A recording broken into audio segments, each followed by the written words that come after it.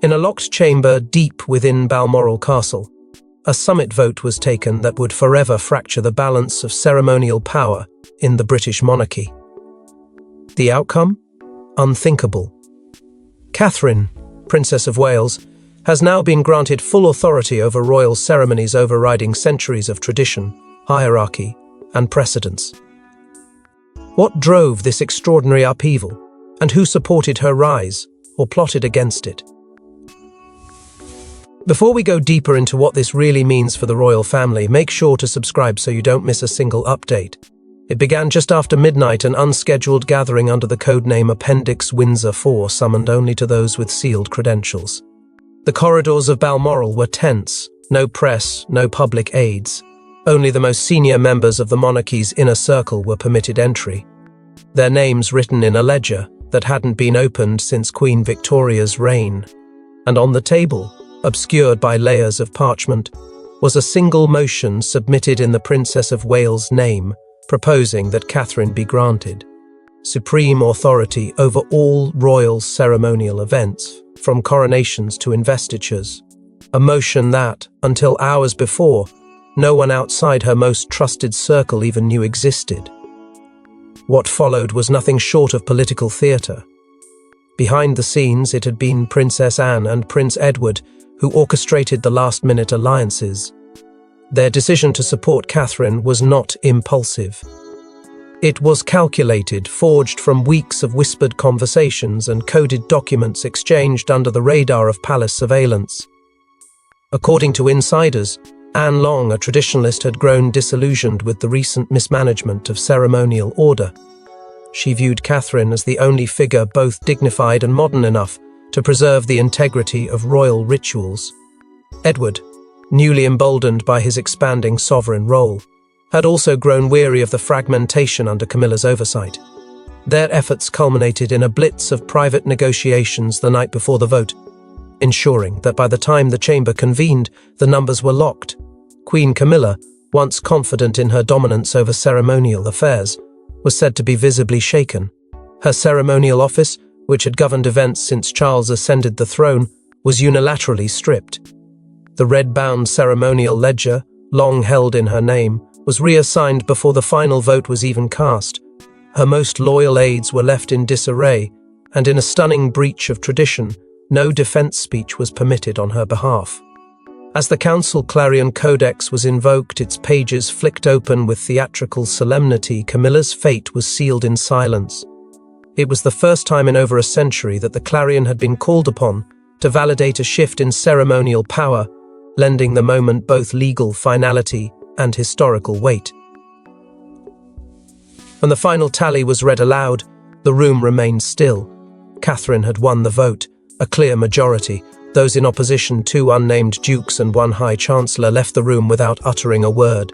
No applause, no fanfare, just the quiet, bone-deep realization that the monarchy had been irrevocably altered. In one stroke, centuries of structure had been overturned not by conflict, but by precision. Catherine, long seen as the quiet strength behind the scenes, had emerged at the center of the crown's most sacred traditions. Authority wasn't just granted, it was claimed.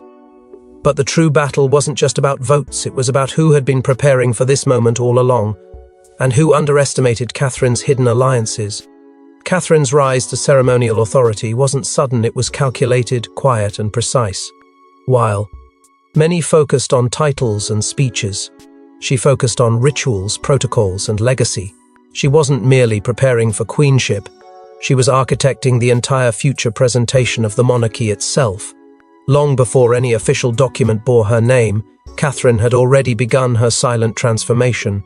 Deep within the less-spoken corridors of the palace, she studied everything the public never saw: the rhythm of footfalls at investitures, the angle of bows during state openings, the historical reasoning behind regalia placement. Years before anyone considered her a contender for ceremonial leadership, she was immersed in the hidden mechanics of royal tradition. Those close to her say she kept notebooks of her own, stacked and coded, each one tracking ceremonial shifts across reigns. She didn't merely observe protocol, she dissected it. And more importantly, she learned where its power truly lived, not in spectacle, but in symbolism. A seismic revelation came when private journal entries belonging to the late Queen Elizabeth were quietly unsealed following the Clarion vote. In them, the Queen detailed a series of confidential mentoring sessions she held with Catherine, often late at night, sometimes after official dinners or briefings. The journals describe Catherine as receptive, swift, and unshaken in matters of formality, noting her grasp of ceremony as uncommonly natural. These entries, hidden for years, proved that Elizabeth had long considered Catherine not just a royal by marriage, but a ceremonial steward in her own right. What had seemed like grace in public was, in fact, the result of deliberate, guided preparation from the highest level. Though few noticed at the time, Catherine's hand was already guiding major ceremonial events. Trooping the colour, once overseen with rigid adherence to precedent, began to carry a different tone under her subtle influence. More inclusive, more resonant, yet still anchored in tradition. The Garter Day ceremonies, particularly the reassignment of procession order, were orchestrated with her direction, even when public credit went elsewhere. She never fought for recognition. Her strategy was invisibility until the moment visibility became unavoidable. Inside Clarence House, whispers grew. She knows every step, every robe, every crown, one royal aide reportedly remarked. Her knowledge surpassed that of even veteran ceremonial officials. Yet what struck many was not just her precision, it was her reverence. Catherine didn't seek to upend ceremony. She sought to perfect it, to purify its meaning and ensure it survived in a century of distractions. To do this, she formed quiet alliances with traditional powerhouses, the Royal Heralds, the College of Arms, even retired ceremonial commanders who once served under Queen Elizabeth. One by one, they gravitated toward her, drawn not by charm, but by competence. The emotional resonance of her quiet influence became unmistakable when Prince George was overheard telling an aide, "Mummy showed me how to bow before anyone else did." It wasn't a performance for cameras. It was the passing of a sacred knowledge line, whispered from mother to heir. That moment encapsulated what her critics failed to understand. Catherine's authority didn't emerge from votes or decrees. It was earned, day by day, ceremony by ceremony, until it could no longer be denied. As Catherine moved strategically, another power struggled to hold on, one whose reign over rituals was now visibly slipping. Camilla had long believed she'd secured her place beside the throne, not just in title, but in ceremonial presence. But with one vote, her years of overseeing royal functions were erased. Her closest aides departed, her ceremonial regalia reclassified. Was this a soft exile, or a final hum? Iliation?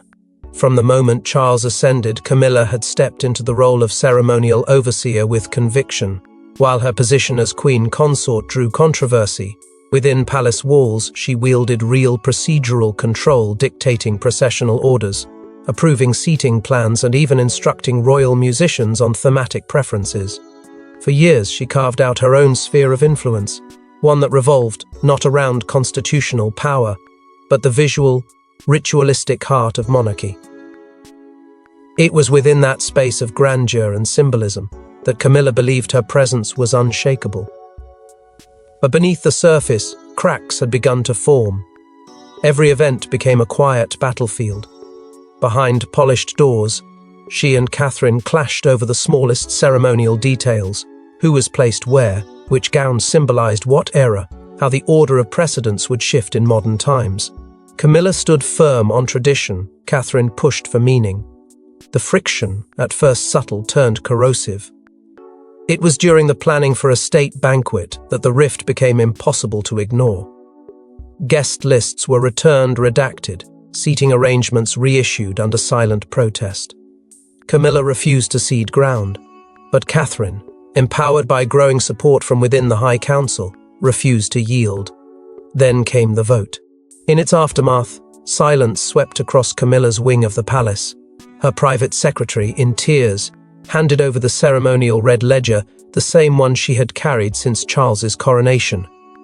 According to an emotional account from a former aide, Camilla wept as the book was taken from her hands. It was more than a formality. It was the moment she knew Her chapter in the ceremonial hierarchy had ended. Wardrobe advisors, once under Camilla's directive, were instructed to reroute all ceremonial attire inquiries directly to Catherine's team. Royal tailors were given EU access codes. Even the ancient registry of regalia, once locked in Camilla's private study, was transferred into Catherine's oversight within 48 hours. But perhaps the most brutal symbol came not in whispers or documents, but in furniture. The ceremonial chair reserved for Camilla at Westminster, embroidered with her initials, gilded with her crest, was quietly removed from the staging schematic. It wasn't sent to storage, it was replaced. Those involved described the move as routine, but for insiders, it felt like erasure. Tensions rose steadily during rehearsal briefings inside the Red Drawing Room, where Camilla was noticeably absent. Her allies, fewer by the day, tried to maintain composure, but the weight of what had been lost settled heavily on every corridor. It wasn't just about ceremony, it was about presence, legacy, and identity. Camilla had poured years into shaping a ceremonial image of monarchy that now felt disposable in a matter of days. Her downfall hadn't come with scandal or public disgrace. It had come with silence, reassignment, and the cold finality of being bypassed. And as Camilla faded into the shadows, Catherine stepped fully into the light with one astonishing act of grace and dominance. Hours after the vote, a velvet pouch was placed on Catherine's desk, its seal bearing the emblem of Queen Elizabeth II. Inside, a document never before made public, the monarch's personal addendum on ceremonial transfer. What it contained would silence even the harshest critics and confirm Catherine's claim. No announcement was made, no cameras allowed. But those who witnessed it firsthand knew something monumental had shifted. The pouch itself had not been touched in years, stored under classified conditions within the deepest chambers of the royal archives, sealed under the personal orders of the late Queen. It was not part of the constitutional record, nor catalogued in public ceremonial logs. It was what insiders call a sovereign's quiet clause, a handwritten directive reserved only for moments of transition, that could not, under any circumstances, be left to politics alone. Its delivery was entrusted to a senior palace archivist, known only by the codename Thistle7, a guardian of the Queen's private collection who answered directly to the Crown and no one else. When he appeared outside Catherine's private quarters just before dawn, even the guards reportedly stepped aside without a word. The document inside was dated 2019, written during Queen Elizabeth's final full ceremonial year. It outlined a contingency plan few knew existed. In it, Catherine was explicitly named the rightful holder of ceremony and pageantry, with sovereign blessing. The phrasing was exact, no ambiguity, no room for interpretation, and beside the declaration, in unmistakable ink, the Queen had written the words, "When the time is right." The date beside that final note matched the day before Charles's coronation. It wasn't a suggestion, it was a sovereign decree, one that lay dormant until the moment Catherine was prepared not only to receive it but to act on it. The shockwaves were immediate. Buckingham Palace refused to issue a formal statement, but confirmed that the document's chain of custody was intact and had never been breached. Legal experts inside the Royal Chancery deemed it unprecedented, but lawful. And while the public would never see the full contents, the fact of its existence changed everything. The ceremonial power Catherine had just been granted through a vote had, in fact, already been promised by the one figure no council could overrule, the late Queen herself. Sources within the palace confirmed that Camilla's former staff had allegedly attempted to suppress the pouch's delivery. They argued it was outdated, irrelevant, even unverified. But they were too late. Once the pouch crossed the threshold into Catherine's hands, any obstruction became a constitutional risk. The archivist stood firm, invoking an internal clause that granted him immunity from intervention.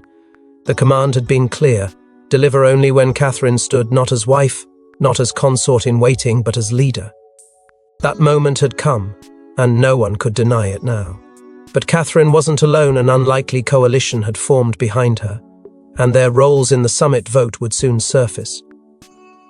Not all support came from loyalty, some came from desperation. Within the Royal High Council, old loyalties fractured as key members turned against Camilla in favour of Catherine.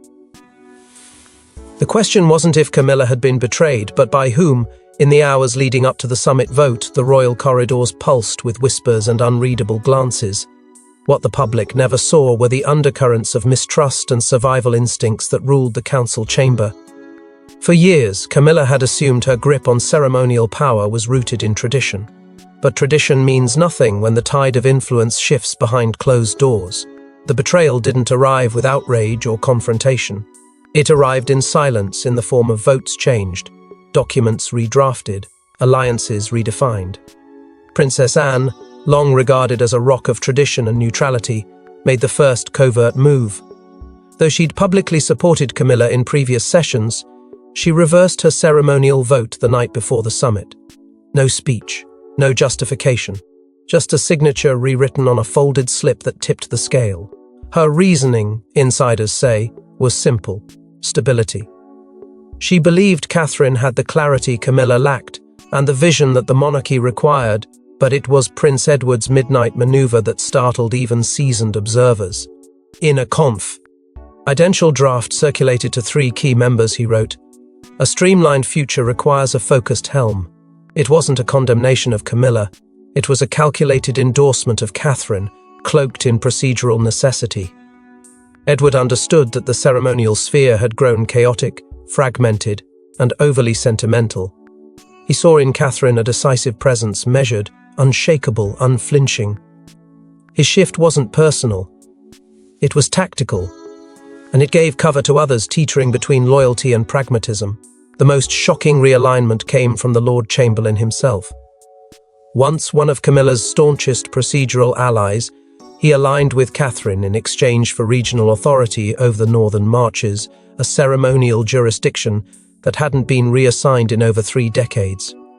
That trade, whispered through the inner sanctums of the Clarion Council, cemented the balance of power. And as it did, a warning surfaced in the marble corridor. A young page overheard a murmured threat, delivered not to Catherine, but about her: "You'll regret crossing her."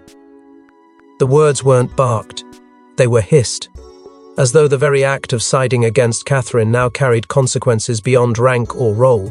Even more chilling was the absence of Lord Yarborough from the final ceremonial rehearsal. A man who never missed a briefing, never arrived late, simply vanished from the schedule without explanation. Some speculated illness, others whispered coercion. But within the council the message was clear: those who abstained were as vulnerable as those who opposed. And then came the final twist. Reports emerged that the ceremonial vote tally had been amended under Appendix Windsor 4, a rarely used emergency clause that permitted the vote to proceed without full quorum if ceremonial integrity was deemed at risk. It was invoked, justified, and finalized all within 3 hours. No appeal. No dissent. Just a quiet document sealed with the royal cipher and placed into Catherine's hands. The betrayal had not come from one corner. It had come from many, from survivalists, loyalists, and visionaries alike. Camilla never saw it until it was over. With full authority in hand, Catherine's first test loomed large, an ancient ritual now under her sole command. Inside St. George's Chapel, rehearsals for a national royal event began with one glaring absence: Camilla. Catherine now presided alone. What unfolded next was nothing short of a public reckoning, a symbolic reversal of power, witnessed by the entire ceremonial staff. The silence that greeted Catherine's arrival was not from hesitation, it was from awe. She entered not as a participant, but as the orchestrator, reviewing the schedule, adjusting the timing, and assuming command over ceremonial flow, with a precision that silenced even the most senior stewards. Her authority was immediate. By the time the first rehearsal notes echoed through the ancient walls, her name was the only one being spoken. Camilla's had been redacted, scrubbed entirely from the ceremonial proceedings document that had, until now, always included her by default. It wasn't an omission. It was a statement. Her absence was no longer viewed as temporary. It was definitive. And every pair of eyes in that chapel understood it. Prince William stood just behind Catherine, not as an advisor, not as a buffer, but as silent confirmation. His presence rendered any speculation meaningless. There were no gestures, no clarifications, just alignment. A royal united front without contradiction. The shift in dynamic was palpable. And when the young royals entered for position rehearsals, what followed stunned the gathered aides. One by one they turned to Catherine, curtsying in perfect sequence. Not Camilla. Catherine. No confusion, no prompts. It had been rehearsed quietly, away from public view. Now it was being demonstrated with purpose. Among the staff lining the chapel's edges, whispers began to ripple. "It's already begun," one aide was overheard saying, almost breathless. There was no need to elaborate. They all knew what it meant. The change wasn't coming, it had arrived, and it was being executed with a grace that bore no signs of vengeance, only clarity. Power was not being seized. It was being claimed by the one already chosen to hold it. The most shocking moment came midway through the ceremonial dry run. Catherine halted the rehearsal mid-procession and called forward two previously overlooked ceremonial officers. With the full attention of the room, she reassigned the royal mace and the ceremonial sword, two of the most potent symbols of royal authority, to new holders. The gesture was brief, but its impact was immense. Those positions had long been associated with Camilla's inner circle. Reassigning them now, and doing so without resistance, was both a tactical and symbolic strike. It severed the last thread of ceremonial influence Camilla had clung to, and it sent a message that could not be softened. Catherine was no longer preparing. She was executing. She had stepped fully into the role once denied her, and no one dared challenge it. But Catherine wasn't just leading ceremonies, she was rewriting them. And her next directive would shake protocol to its core. The old guard had long defended the opacity and rigidity of royal ceremony, but Catherine issued a seismic directive, an overhaul of outdated rituals, gendered traditions, and inner circle restrictions. It wasn't just authority, this was transformation. Her first act under full ceremonial control wasn't to preserve tradition, it was to interrogate it. With the ink barely dry on the summit decree, Catherine unveiled the protocol clarion. Section 9 Reform Plan, a confidential initiative drawn from months of independent study, archival consultation, and whispered conversations with ceremonial veterans long cast to the side. This wasn't a rebellion, it was a resurrection. She had no intention of destroying heritage, but she would not be bound by blind repetition. The reforms landed with thunderous impact. Where once hereditary privilege determined access to ceremonial roles, now merit, service, and modern representation were to guide appointments. For the first time in British royal history, gender equality was formally instituted across all ceremonial positions. The implications rippled from palace grounds to Parliament floor. Figures long excluded by quiet policy nobles from marginalised branches, dignitaries formerly seen as too outspoken, were reinstated under Catherine's direct authority. Some returned in disbelief, others wept when called back into service, and still others, who had long sat in ceremonial silence, now found themselves positioned at the heart of planning, execution, and presentation.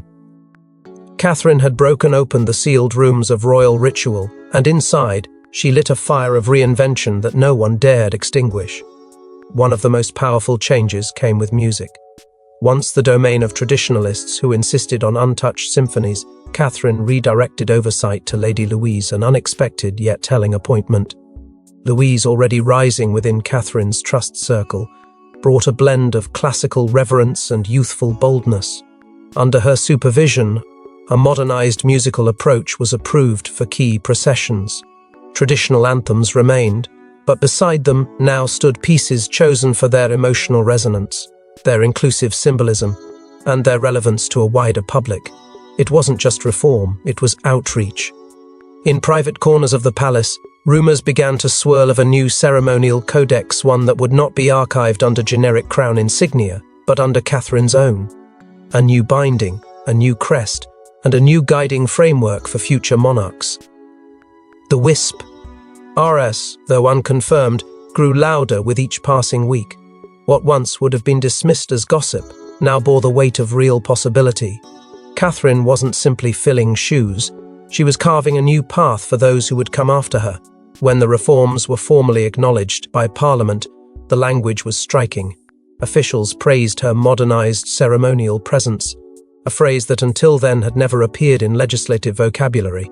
It marked the clearest signal, yet, that Catherine's changes weren't confined to Windsor, they were rippling through the entire constitutional fabric. And yet, even amid transformation, one final act still loomed, one that would no longer just confirm her rise, but crown her in a ceremony known only to the oldest among them. As reforms rolled in, one final ceremony would cement Catherine's status, not just as Princess of Wales but as the true face of royal command.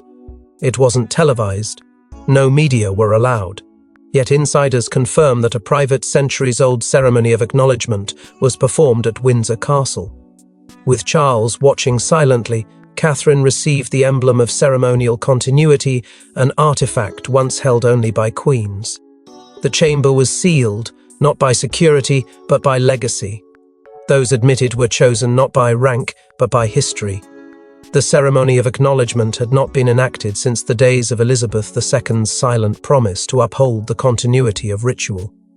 But now, in an act both poetic and precise, it was being revived for Catherine.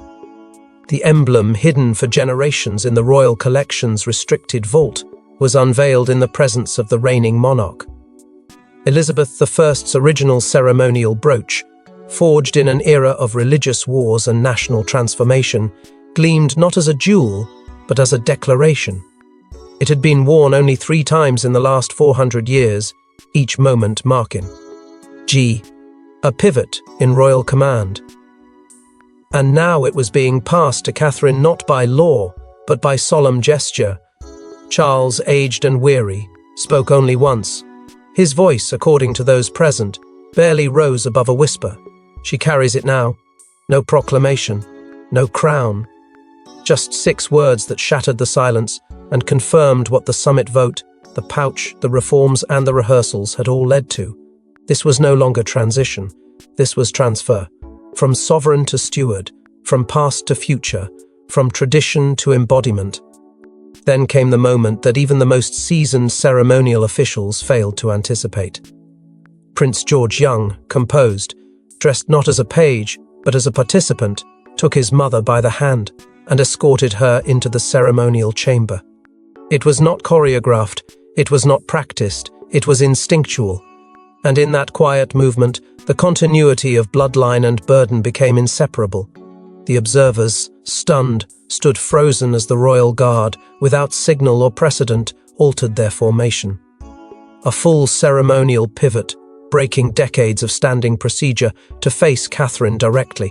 It was a gesture never seen before, a sign that the ceremonial body no longer waited for royal command, it had already answered hers. Notably absent was Camilla. No chair prepared, no robes reserved, her ceremonial regalia, once meticulously maintained, had been quietly moved to archival custody that morning. Her absence wasn't simply physical, it was symbolic. The space she once occupied was no longer vacant. It had been transformed. The final moment, though brief, left those present unable to speak. As Catherine stood before the Queen's oath book, its leather softened by centuries of hands and vows, she reached forward and placed her hand upon it. And in a tone heard only by the few who stood close enough, she whispered, "It begins with honor." That phrase, later echoed by attendants, became more than words. It became the ethos of a new ceremonial era, one rooted not in rebellion but reverence, not in spectacle but substance. But what happens now that Catherine holds the ceremonial future in her hands? A new royal order is forming, and not everyone is ready to bow. The vote may be cast, the power may be hers. But what lies ahead is uncharted. As the age of Catherine dawns, tensions simmer behind palace walls. Some call it renewal, others whisper of a silent counterstrike. One thing is certain, ceremonial power is no longer symbolic, it's strategic, and Catherine now holds the key. In the quiet aftermath of the ceremony of acknowledgement, a new atmosphere has gripped the monarchy, one of reverence, yes, but also of calculation. The equilibrium between Catherine and King Charles has begun to shift. What was once a supportive dynamic has now taken on the shape of a delicate balancing act. With each ceremonial file now routed through Catherine's office, questions arise as to how much of the sovereign's visual authority remains in Charles's hands. His silence during the emblem handover was profound, but silence in the palace does not always signal consent. It can also signal concession, and in that vacuum, new tensions are forming. Behind closed doors, sources claim Camilla has not accepted her ceremonial exile quietly. Leaks suggest she's already begun to reassemble key members of her former inner circle. Some say she's seeking to insert herself back into public rituals under the guise of family unity. Others believe she's lobbying behind the scenes to invoke an obscure clause that would allow a dual ceremonial presence in certain state functions. While nothing has been confirmed, the very possibility of her return threatens to destabilize the carefully rebalanced ceremonial structure Catherine has constructed. Meanwhile, another presence is rising: Lady Louise. Once viewed as the monarchy's quiet shadow, Louise is increasingly seen attending planning councils, reviewing ceremonial programs, and even presiding over rehearsals. Her name now appears beside Catherine's in internal communications. The symbolism is not lost on palace watchers. A princess without peer, hand-picked and mentored by Catherine herself, now walking the same path, speaks to the possibility of succession within ceremonial stewardship. Not of the crown itself, but of the guardianship of ritual, continuity, and legacy. Some whisper that Catherine is not just building her reign, she is building a lineage. Beyond the walls of Windsor, the Commonwealth is watching. In Scotland, leaders have begun to acknowledge Catherine's expanding ceremonial presence in joint communications. In Canada and Australia, her name has appeared in internal discussions on future representation. Her influence is no longer confined to the United Kingdom, it is becoming a projection of ceremonial authority that transcends borders. Yet despite this growing reach, Catherine remains silent about her next move. She issues no statements, she grants no interviews. Every shift comes through action, not announcement. And now, all eyes turn to the next milestone, the Summit Reaffirmation Clause, quietly embedded in the original vote's language. In 6 months, a mandatory reassessment will take place. Though it is expected to confirm her authority, the clause also allows for revocation if deemed in conflict with sovereign stability. A loophole, a warning, a test. No one knows how it will unfold. But one thing is clear: not everyone in the palace is ready to let go. And not everyone believes the transformation should continue. The world may believe it has witnessed the shift, but insiders know the true transformation has only just begun. Thanks for watching. Please don't forget to like and subscribe, and we will see you in next one.